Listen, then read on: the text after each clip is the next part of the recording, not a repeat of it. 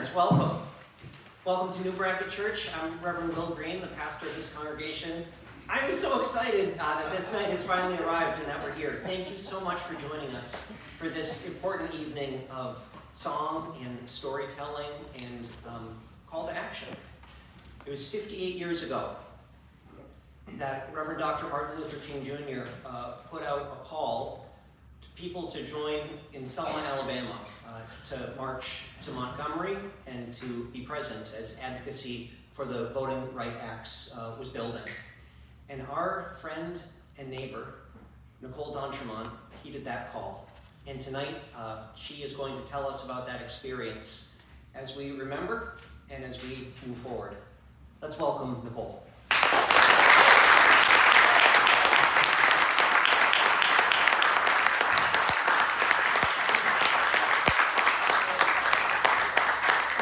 Thank you very much. It really is very warming to see so many faces of people that I care for here. It certainly makes me feel better. Not that I don't mind if I don't know you yet, but it just is very moving. You know, it's interesting today, on the 25th of March, this time 58 years ago, I was on my way back to Selma from the end of the march. I've thought about that often. It just sort of happened. This was a Saturday, this was the 25th, and oh yeah, hey, that's when the march ended. So it's sort of an interesting synchronicity. Okay, what we have here is Brown Chapel. This was a focal point for all the marchers before they went on to either protest or, or else try to get to Montgomery for the major protest against the restrictions on voting rights for black citizens in Alabama and in Selma especially. Selma's, that whole area, 70 and 90% black. But very few registrations. So I guess what we want to do this evening is to create the sort of energy that we had during that time, and certainly music was an essential part of that.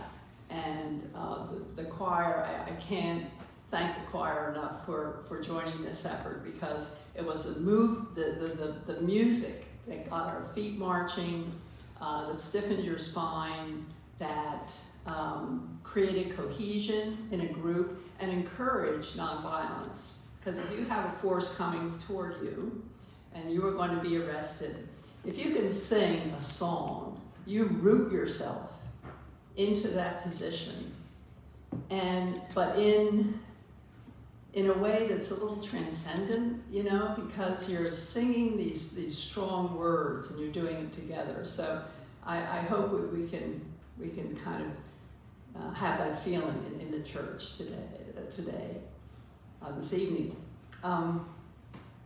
What we're here for is for a vision that a woman has. Her name is Joanne Bland. I've spoken with her on the phone. I like her a lot. I've emailed her. And her vision is to build, it isn't there yet, that's why we are having donations for it. This is a call that's going out to the entire country through her website. But she wants to create a park for children that is dedicated to John Lewis, the very man that she, when she was 11 years old, went across the Pettus Bridge with.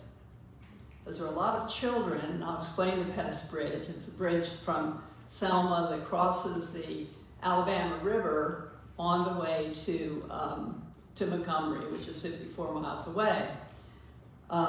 She was with that group, and you'll see what happened on the Pettus Bridge as we continue the slide projections. Anyway, she now is in her 70s, And she's been doing this work for 33 years now. She came back to Selma. She was born in Selma. She was raised in the Carver homes, which are these homes, actually, no, I guess well, there's, whoops. I didn't, okay, Marty? Yes. Okay, you want some water? No. Okay. Well, you have to keep the projectionist going here. There she is, what do you know? It's your own plan. She does these tours around Selma that will, for school groups and other groups that would like to do it. She'll show you the various spots like Brown Chapel or the Carver homes, and certainly the Pettus Bridge, and tell you about what happened in those places. So it is sort of a living history tour that she gives. Anyway, she wanted to do this, the Park for John Lewis, and a study center where people could come and learn about nonviolence, the art of nonviolence, and study the movement that happened in the American South for racial integration. Anyway, that's why we're here. And the important thing about this too is that she wants it to be for the foot soldiers, the people who maybe aren't the icons, of the movement, the ones that like Martin Luther King, who was certainly magnificent. But there are many, many people who followed him, and he would agree with this, I'm sure, who deserve commemoration. And so I hope you will hear some names that maybe you haven't heard before or read in the history books. So this is Joanne Bland at 70, and now, voila, there she is. She's 11 or 12. She's wearing the black sweater. She's in front with her schoolmates. She's there in front of Brown Chapel. And my hunch is they're probably singing, of course they're singing, but my hunch is they're going to the Dallas County Courthouse to protest that their teachers and their parents and the adults in their lives cannot register to vote. And so why don't we follow her there?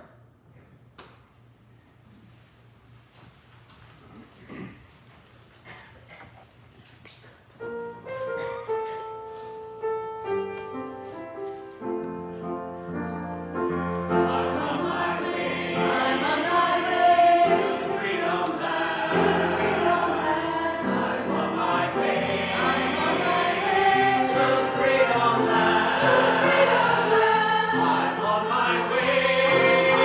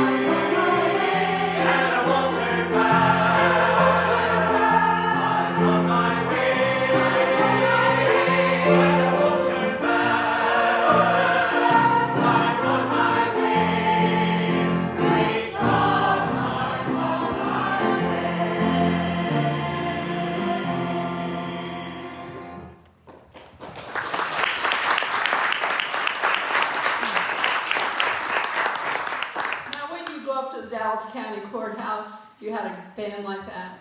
You know? What would the Sheriff Jim Clark do with stuff like that? He'd say, you're arrested, but, he'd say, you're arrested, but, you know, who was victorious, really, in that kind of an arrest situation? It's not Sheriff Clark. So, we're going to learn about the kids, and I'm really glad I see, you don't mind being called kids, right? The kids here. Because the leaders of that movement in Selma initially were children. Because their parents, if they got caught, or if the word got out that they had tried to register, they would lose their job. Now the teachers finally went out. The teachers went out, and probably, I think the superintendent of schools was, I can't go, because the schools are not integrated, right? So you have all these kids running around and blah, blah, blah. So the teachers kept their positions, but for the most part, no adults in Selma or in Alabama were registered to vote, or just a slim margin of people were. They had extremely high voter registration tests that no one could, you know, they try to pass these things 2 or 3 times, and they're never told why they failed them. So it was the kids who often were picketing or protesting in and around the area. And these 2 kids, this is Shay and Rochelle, they were the youngest kids. Shay was on the Edmund Pettus Bridge, which you'll see what that incident was like. Rochelle didn't go, but they lived in the Carver homes also. They were great friends with Martin Luther King, and they had great voices, so we often heard them in Brown Chapel. So the next shot, I think I had a hard time handling this particular picture because this is Jonathan Daniels, 20-year-old New Hampshire Episcopalian seminarian. Went down to Selma for voting rights, became very good friends with Shay and Rochelle, spent, I think Rochelle's mom, their family, I think he lived with them. Anyway, Jonathan does anyone know Jonathan Daniels or about him? You're right. But one person, he's one of the foot soldiers that's footnoted in history that should be known. This young man went down, well, we're all young, but he went down and participated in the march, went back to New Hampshire, and then came back down in the summer to help with voter registration. And what was I want to say there? Something flips. Something else I wanted to say about him. And he was, it was in Lowndes County. You'll hear the name Lowndes County a lot in what I say and what I reveal this evening. He went down to Lowndes County, very infested with the Klan, and he was shot and killed. Coming out of being arrested, coming out of jail, going into Haynesville, into the town to buy some soda pop, and he was killed.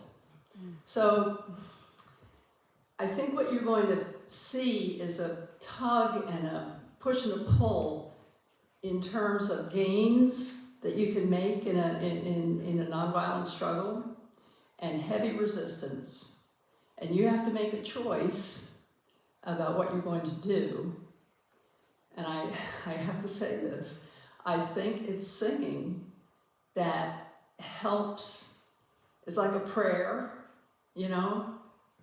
I think Will had something about that, about singing and praying and joining things like that. And so I don't know, just need to say that. Okay, then we have Okay, again, the singing motif. I know I'm going into this, perhaps the next. The intensity of the young people there, I had never experienced that. And I was 23, and I, like hanging around with kids and playing with them and everything. But there was something about these young people. I mean, there was this fervor and joy, certainly in singing, but they knew they were doing something that was special and important. They weren't reading history, they were doing it, they were creating it. And now they're, I don't know, where I would like to follow them and see what happened to all these young folks. Okay, the next shot, I just love this girl. I mean, okay, I'll tell you this story. I didn't find out about this story until the end of this story here. But these kids you'll hear the name, the Sheriff Jim Clark. These kids were force and whipped to a run out of Selma to a place called Camp Selma, and were put in jail. And this was when things were getting really tense in Selma. And I just, whenever I see a face like that, I mean, it's hard to conceive of that happening. But that was the temperature of the time. There had been Mississippi summer the summer before, where 3 young people were killed. There had been freedom schools, and also these kids, they were learning from mentors, from students in SNCC and in Student Nonviolent Coordinating Committee, and also the Southern Christian Leadership Conference. They were learning techniques of resistance and nonviolence and Black history. They were learning Black history, and they were making Black history. And I think that was, frankly, better than any school. And I'm a school teacher, was at one point. Okay, this is very common. Students lined up, the police lined up, and of course, what are the students doing? Singing, right. And that could go on all night. That could go on all night. Okay. All right, we're back to Joanne, and she's right up there. And she's with her friends. And I just wanted you to see the whole panoply there in that particular shot. And the next is, now, make sure I have my names right. Jimmy Lee Jackson was a 28-year-old man who lived in Marion, which was 27 miles west of Selma. And he was shot and killed after a demonstration for voting rights. And he was protecting a grandparent. There had been a demonstration, it was a nighttime demonstration. The police, Sheriff Clark again, was involved in that. And this is interesting, the thing I learned, doing some research actually. Clark, the sheriff, would ask townspeople, men, to become, when he knew there would be some kind of action going on, some sort of protest action, he would deputize them as a posse. So you had these, and they would come with their horses, which I took a lot of screenshots for these shots. I could not bear to see horses used that way, running after people, and these men on top of them, and then whipping and clubbing people. But anyway, that was kind of the situation in Marion. He's killed, and I think it was well, he was injured, and then 8 days later he died. People were so furious that they wanted to immediately march to Montgomery, take his casket and put it on the steps of the Capitol building where Governor Wallace was upstairs. But they wanted to just do it. Just let's go do it. And the Southern Christian Leadership Conference folks in Selma and also the SNCC said, you know, we need to plan something. We just can't go running off to Montgomery. So they did a little planning, and then they said, okay, we're going to do it. We've got a group of people together committed to nonviolence to cross the Pettus Bridge and go on to Montgomery. And so they said, let's march.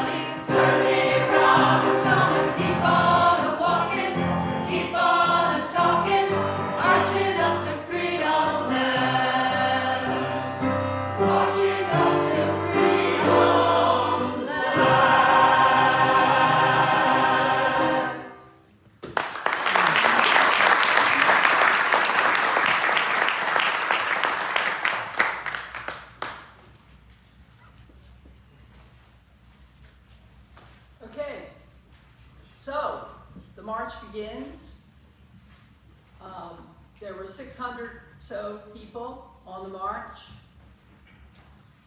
I'll tell you, if you haven't gone to YouTube and caught John Lewis talking about his experience in that march, it's well worth your time.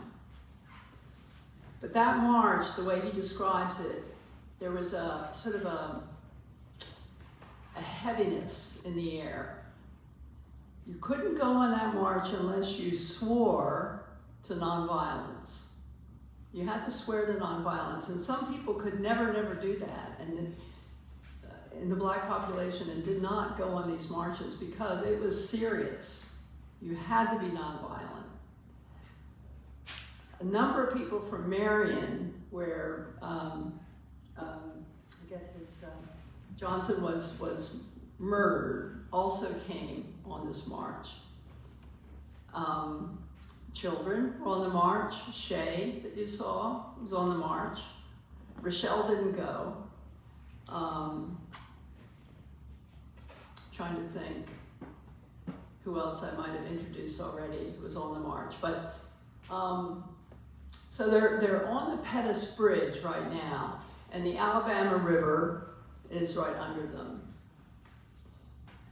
So that is the scene. As they crest the hill, this is what they see. There's John Lewis in the white raincoat, and there's Hosea Williams, who was with Southern Christian Leadership Conference, and John Lewis was with SNCC. And what you see here are the troopers moving right away. They have gas masks ready to put on. They have their truncheons. And the man with the hand outstretched, it isn't Clark, it's somebody else. He says, go back to your church. This is an illegal march. Take yourselves back to your church. John Lewis says, sir, may I have a word? The response is, there will be no word. And they moved in. John Lewis is clubbed. He thought he would die on that bridge. And if you look at that video, it's very moving what he has to say, because he faced death there. They're clubbing people indiscriminately, and then they're tear gas.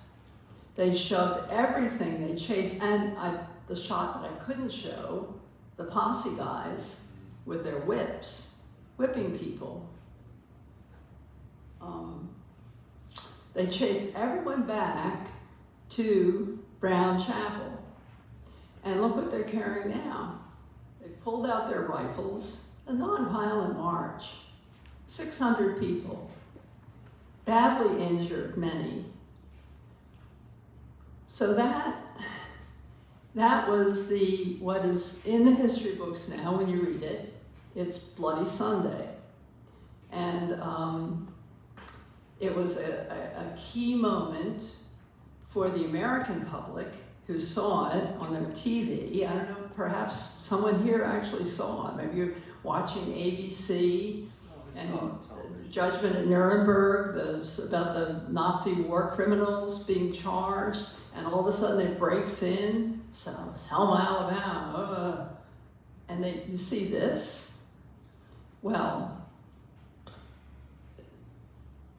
the interesting thing, one of the other interesting things, is that Martin Luther King at that time was with President Johnson, talking with him about how can we resolve these issues. King hears about this. He goes right back to Selma, and he asks that clergy come to join him. It's that serious. Come down and help us. And Reverend Reed, James Reed, a Unitarian minister, left his home immediately in Boston, came to Selma, and I believe it's only 2 days later, let me check my dates.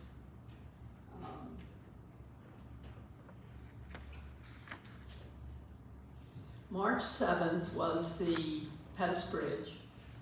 March 9th was the second attempt to make Montgomery.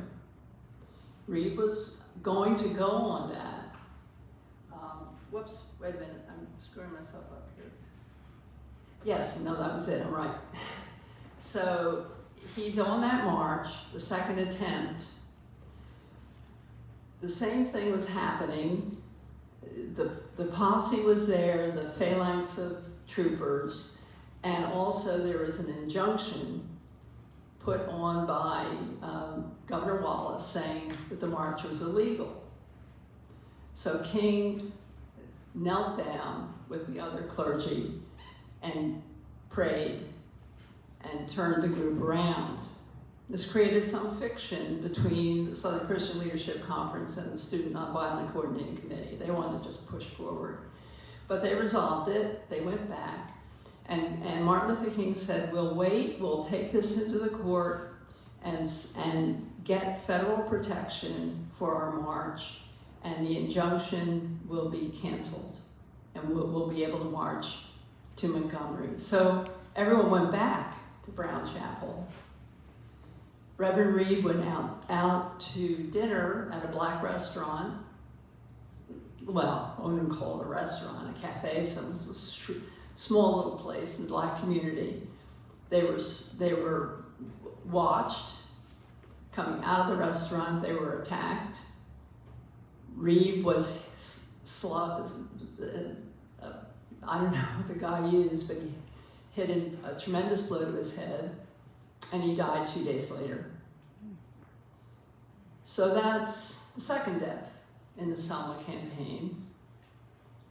I think the next, okay, well, me.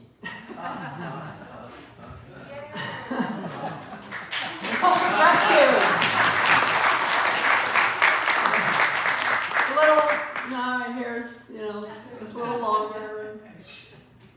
That's the Lower East Side, and anyway, I was working with the Catholic Worker at that time.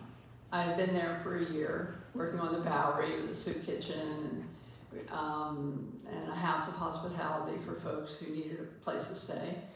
And I was writing for the paper, and I asked Dorothy Day, my boss, maybe some of you know of her, pretty legendary woman, if I wanted to write about Selma. I wanted to be there, I wanted to see what was going to happen, and I had a traveling companion, my friend Sean Calloway. He was an artist.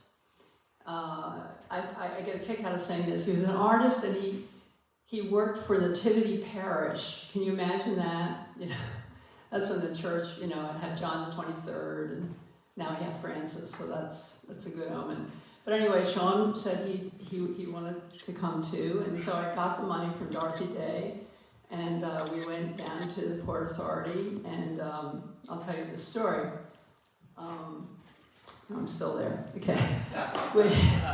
We had our backpacks and our sleeping bags, and Sean had, I thought, ill-advisedly decided to grow a little beard, and he's a tall, good-looking guy with curly hair, but he's got this little beard, and we're down there, like, I had the money, and so I went to the ticket agent, and he's kind of looking at me and looking at Sean, and I remember pushing the money under the till, the thing there, and he pawed it back, and he kind of looked again, and I said, yeah, I'd like, two round trip tickets to Montgomery. And he looked at me and he said, y'all want to buy life insurance? Who's that evil laughter there?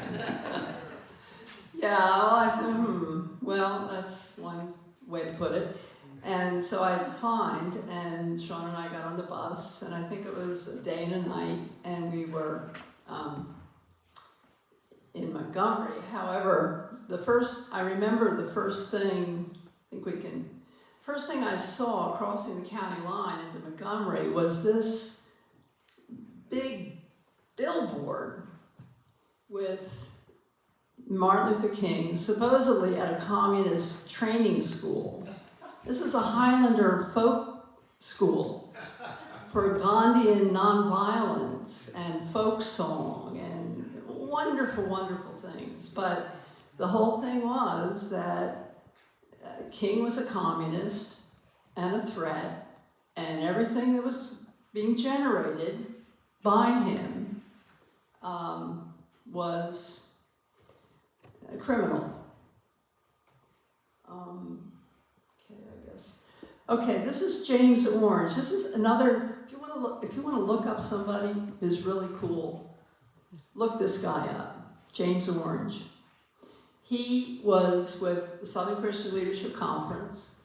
He's wearing the uniform of the Civil Rights Movement, blue, big dungarees, and had a booming voice. And when he greeted us, the new volunteers, we were in Brown Chapel, of course, and he introduced himself. He says, "Well, I'm James King. I work for I'm James Orange. I work for the King Construction Company. We're in the process of rebuilding the South." And then he'd start singing, you know. And so he welcomed us and told us, you know, sort of tried to orient us. And then he gave us, we also got our ID. It says that I'm a visitor in Selma, Alabama. I've carried this in my wallet for 58 years. I'm a visitor in Selma, Alabama, and I can receive free meals. So I'm going to try to get down there next year and see if I can cash out, because actually, I mean, we were sort of fed. I mean, it was donated, but it was bologna sandwiches and little cartons of Tropicana orange juice. I think Sean and I survived on that except for one great meal that I'll tell you about later. Anyway, so we were told where we could stay, and I stayed at the Carver Homes. I stayed at Mr. and Mrs. Edward Bell's home with their 5 daughters, tiny little space. I had their bedroom, I'm sure. It was a nice double bed. I don't know where Mr. and Mrs. Bell slept. I don't know where their 5 daughters slept. I hope I was a generous and considerate 23-year-old and thank them. I know I was in their bedroom. But that's how the Black community totally embraced us. We could not go into the white community. We were outside agitators, and we had a target on our back, really, because of that. This gentleman here is Wilson Baker. He took over from Sheriff Clark, who had totally disgraced himself, really, by his, well, in some people's eyes, he was a hero, but he was certainly not a police officer of any repute, and they immediately took him. After the Edmund Pettus Bridge thing, he got demoted, and Wilson Baker took over his job, and he was a moderate Southerner law enforcement guy. Really, I think he was actually a pretty decent person. The other fella is Joseph Smitherman. He was the mayor. The task that James Orange wanted us to do the next day was to picket, as white people, to go into the white neighborhood, because blacks couldn't go into the white neighborhood, and picket and protest in front of Mayor Smitherman's home. And the thing was, they had like cars for us to get into that a black person would drive and take us close to the Smitherman home and drop us off, and we were to walk down to where the home was and protest. And part of it was, you know, if we saw our white brothers and sisters, we could try to convince them of the error of their ways. But I didn't really want to do that. You know, I didn't think they really wanted to be convinced. But we did end up in front of Mayor Smitherman's place, and Wilson Baker was already there, and the police cars were there. And Sean and I joined these other white folks, and they were, right hand over your left, and swaying back and forth and singing "We Shall Overcome" in a very white rendition. Very white and very scared, so kind of wobbly. And we were all being arrested. We were given choices to go back to our church 3 times, go back to your church, go back to your church, go back to your church, you're arrested. And I remember as I was passing Wilson Baker, I don't think he was wearing his hat then, but I remember just having like nice white hair. he kind of put his hand through his hair and he said, shaking his head, listening to us, he said, yeah, at least when we arrested the niggers, we had good singing. You know, I told this in a black church once and they all roared, you know, but isn't it, well, we have good singing here too. But that's that backhanded compliment to the civil rights movement. I'll take it. I'll take it. Okay, let's see. I think yes, so. The court order has been revoked. The edict has come down. We're free to march. This is like 10 days after this event here. So we're ready to march now to Montgomery. It's legal. Johnson has federalized the troops. The Southern troops now will protect us. There are some caveats that I'll talk about after we hear what the choir has to tell us.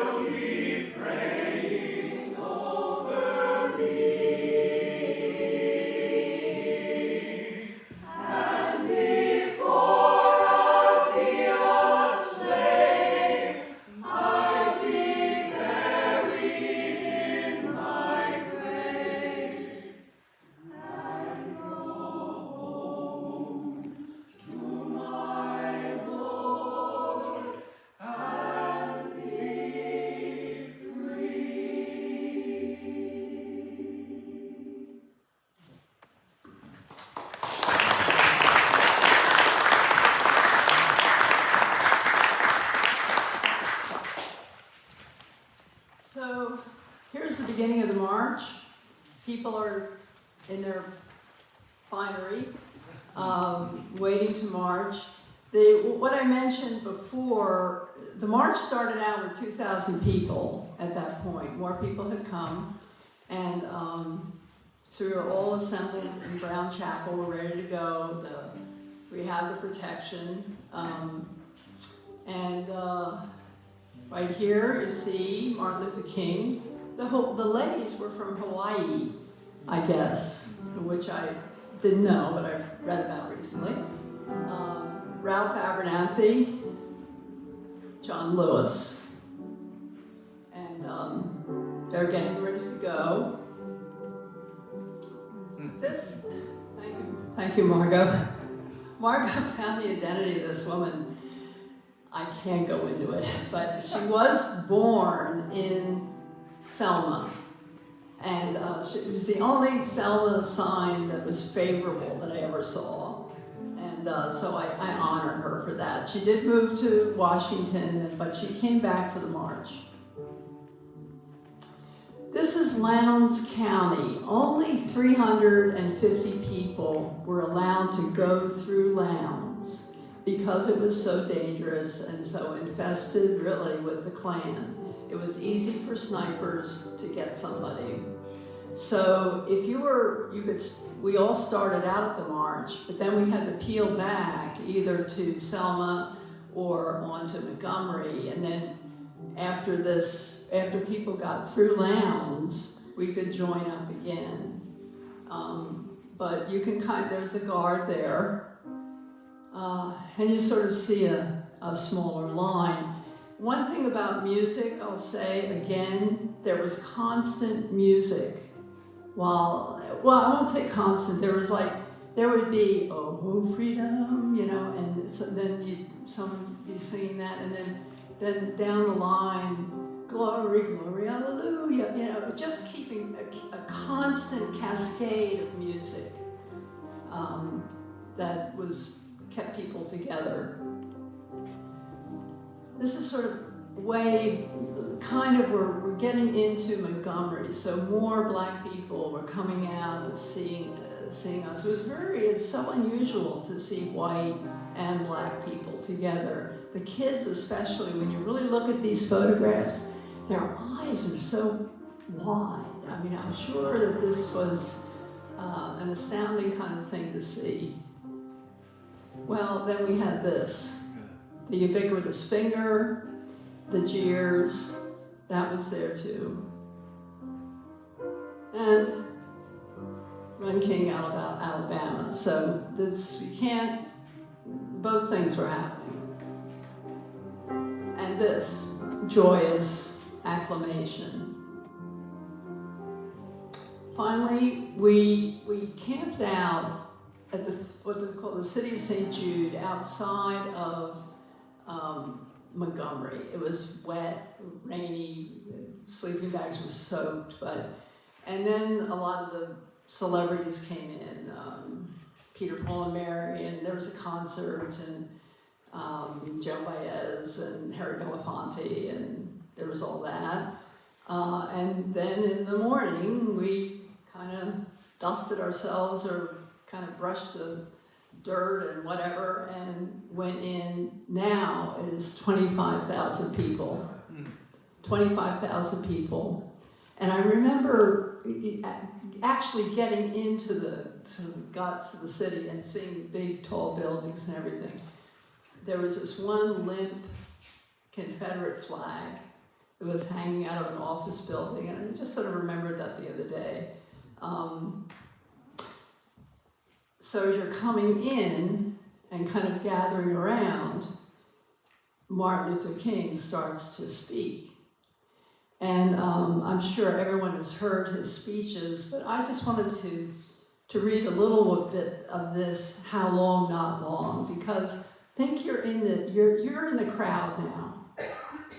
You've just walked, piecemeal maybe, from Selma to Montgomery. And here's this man speaking in the incredible cadence of his voice. And it's ringing out through the 25,000 people that are massed. And he says, how long? Not long. Truth forever on the scaffold, wrong forever on the throne. How long? Not long. Because the arc of the moral universe is long, but it bends toward justice. How long? Not long.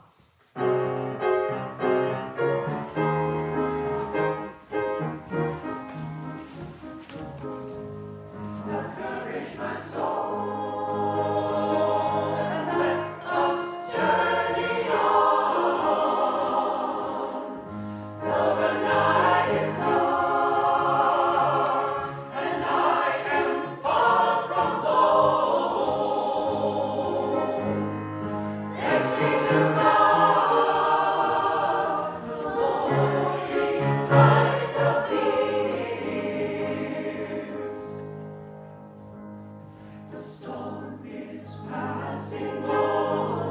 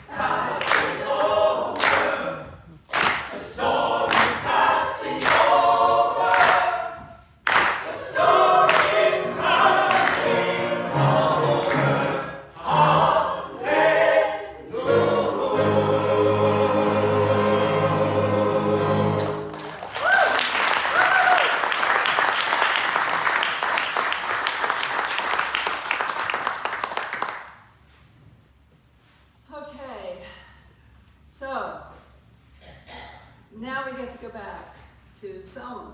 At least some of us. Some of us went back to Selma a lot. Stayed in Montgomery, took a plane home.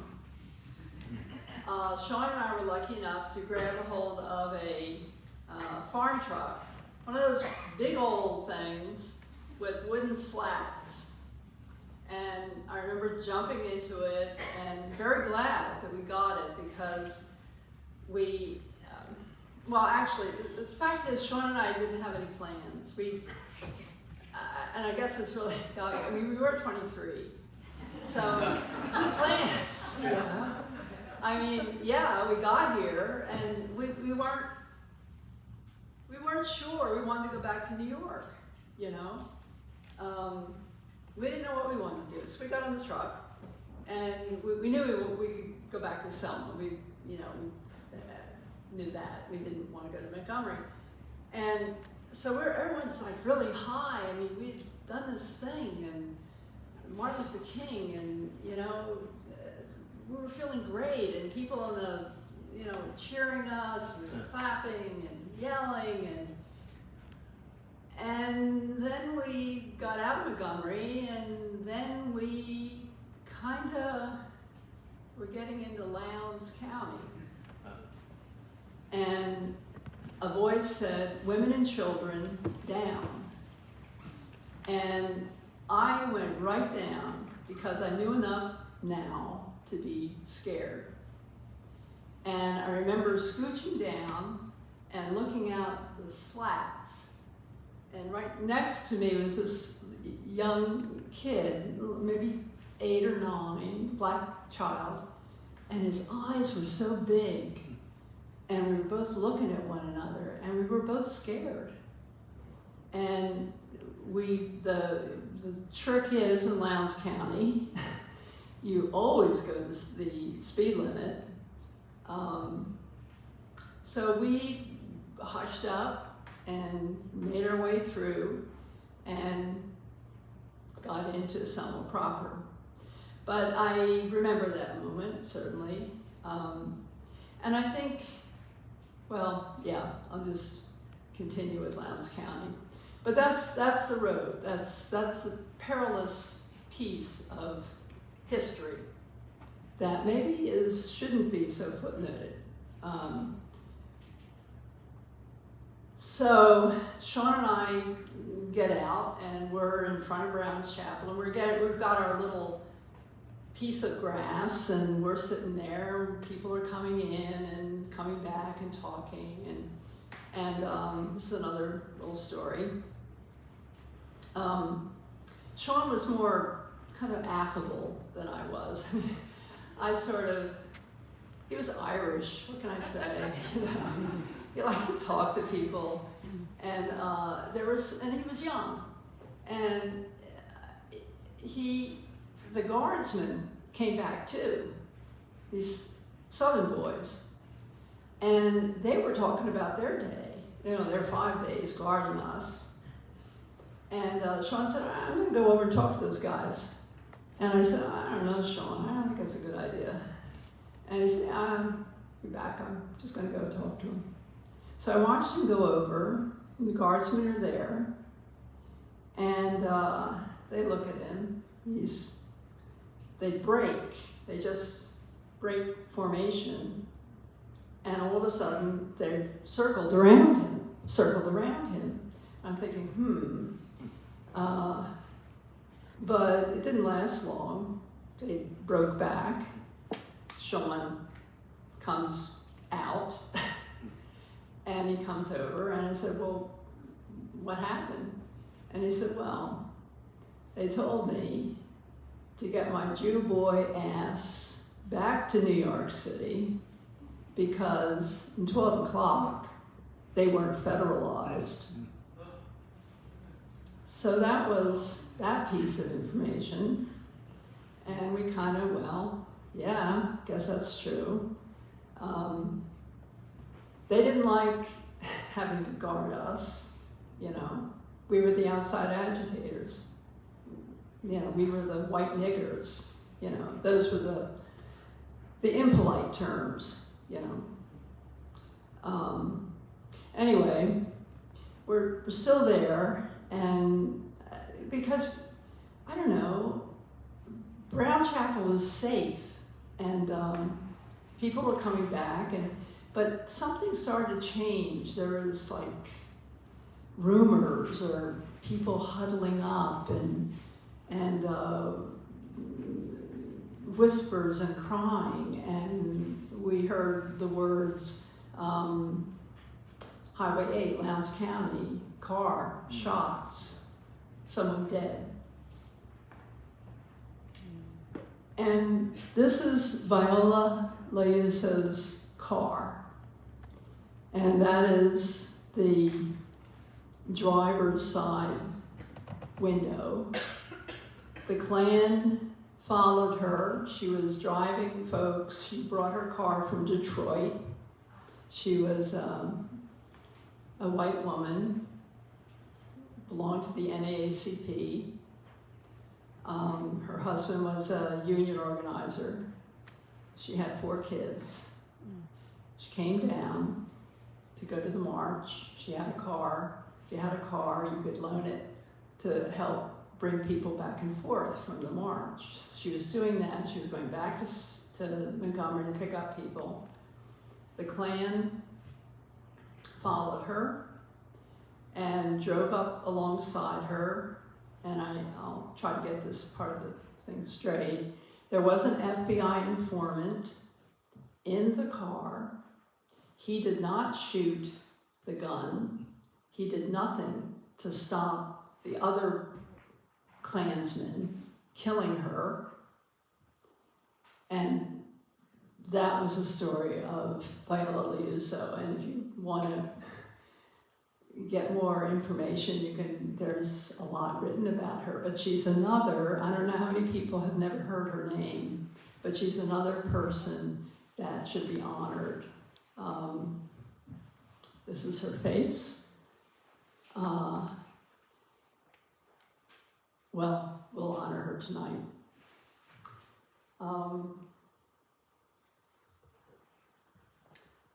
Okay, trying to find out where I am.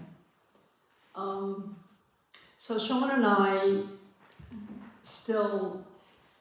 we were going to go back to New York, but we thought, well, we couldn't just leave, not after this, and we had heard that maybe there would be some cleanup with the community, since so many people have been there and living there, and so we thought, we'll do that. Well, the next day there was nothing organized, so we said, well, we've just been around Brown Chapel all the time. Why don't we just explore the Black community? We don't even know it except Carver and the immediate vicinity of Brown Chapel. I think he can. Okay, this was the only thing that I could find to represent the next part of the sort of the semi-conclusion of this evening. This is a little cast iron stove, a little box stove. Sean and I did go on that walk. It was, I think we felt like for the first time since we were there, we were sort of on vacation or something. I was getting a tan, and we were going down these little roads, and there were stray dogs and flowers, and we were just ambling. We had nothing really to do. And all of a sudden, we kind of felt creepy, like an intuition. Maybe we heard something. And we turned around, and we were being followed by a truck with white guys in it. And we sped up, and the truck sped up. And so we knew what was going on. What we didn't know is a Black woman was looking at us, at the whole situation. She was in her yard, her little house behind, and she saw us. She was tending her flowers, I think, and she just went like this. And we skedaddled right into her yard, and that truck took off. And she just looked at us. She goes, mm. And she said, you know how to get back to your church? And I'll tell you, it was funny. I haven't thought about having a church. I mean, at 23, I didn't think about having a church. I was so glad I had a church there. Yes, and no, we don't know how to get back to our church. So you come in. We come into the house, and she either drew us a map, or she just told us, because we weren't far away. I mean, we just weren't paying any attention. It was just the right and the left, and we're back there. So she said, you go back directly. And then she said, but come back tomorrow, same time, directly, and I'll make you lunch. Okay, so we went back to Brown Chapel. Next day, we directly, without hesitation, went back to her little home. Her home couldn't have been more than 12 by 15 something. Wooden, tin roof. She had invited her next door neighbor, the deacon, to come. He was wearing his pressed white shirt, black deacon pants. And she said, she had a big bed I remember a bed and a table. And she said, well, now you chillin'. You sit there on the bed. And we sat there, and from that little stove, we got a plate each of fried chicken, collard greens, black-eyed peas, rice, I think cornbread, and for dessert, peach cobbler and chicory coffee. And that was one of the, I think, maybe the best meal, certainly the most memorable meal, and the most delicious. And while we were eating, the rain came, and the rain on the roof, and sitting on that bed, and I felt so safe and so welcomed.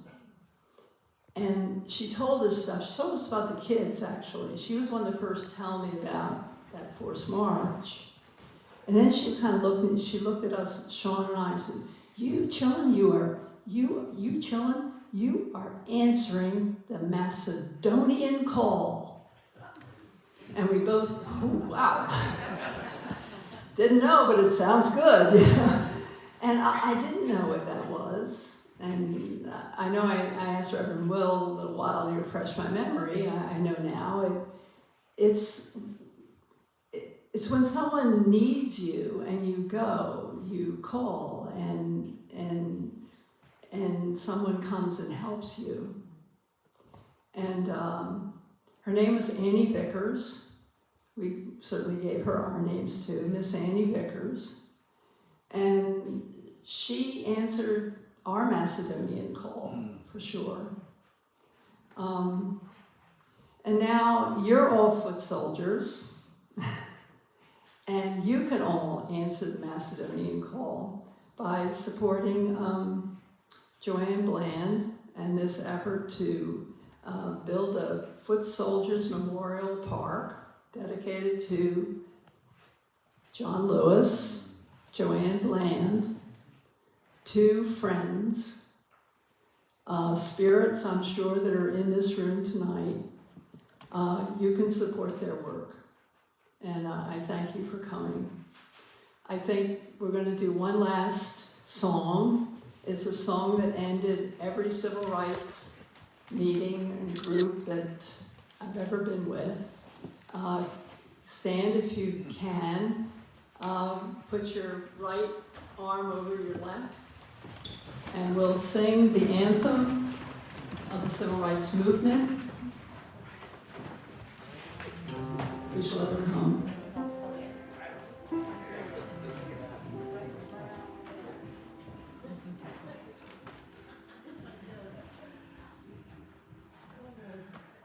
We shall overcome.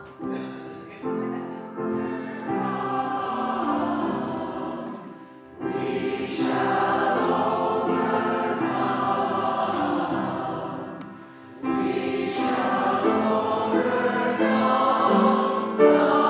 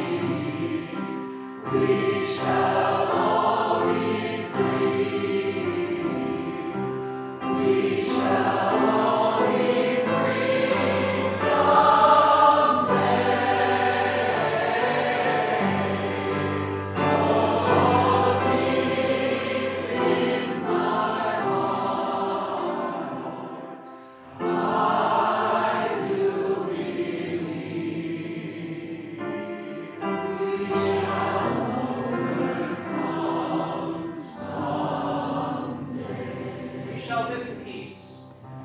We shall live in peace.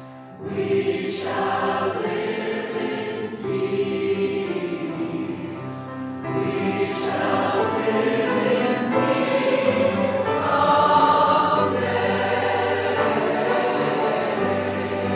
Oh, deep in my heart, I do believe we shall overcome someday. We shall overcome. We shall overcome.